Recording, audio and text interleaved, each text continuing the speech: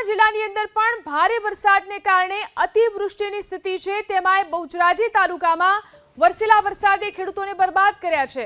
ભાજપના બહુચરાજીના ધારાસભ્ય સુખાજી ઠાકોરે રાજ્યના મુખ્યમંત્રી ભૂપેન્દ્ર પટેલ અને કૃષિ મંત્રી રાઘવજી પટેલને પત્ર લખી અને વળતરની માંગ કરી છે।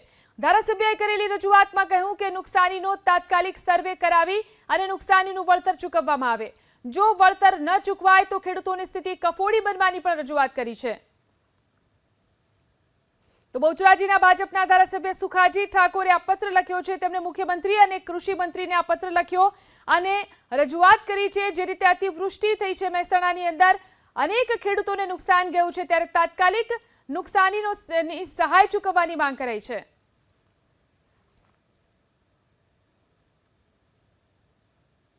મહેસાણા જિલ્લાની અંદર પણ ભારે વરસાદને કારણે અતિવૃષ્ટિની સ્થિતિ છે। તેમાંય બહુચરાજી તાલુકામાં વરસેલા વરસાદે ખેડૂતોને બરબાદ કર્યા છે।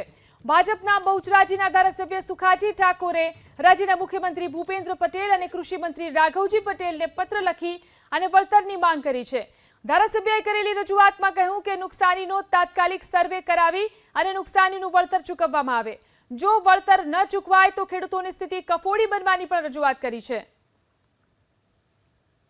તો બહુચરાજીના ભાજપના ધારાસભ્ય સુખાજી ઠાકોરે આ પત્ર લખ્યો છે। તેમણે મુખ્યમંત્રી અને કૃષિ મંત્રીને આ પત્ર લખ્યો અને રજૂઆત કરી છે। જે રીતે અતિવૃષ્ટિ થઈ છે મહેસાણાની અંદર અનેક ખેડૂતોને નુકસાન ગયું છે, ત્યારે તાત્કાલિક નુકસાનીની સહાય ચૂકવવાની માંગ કરાઈ છે।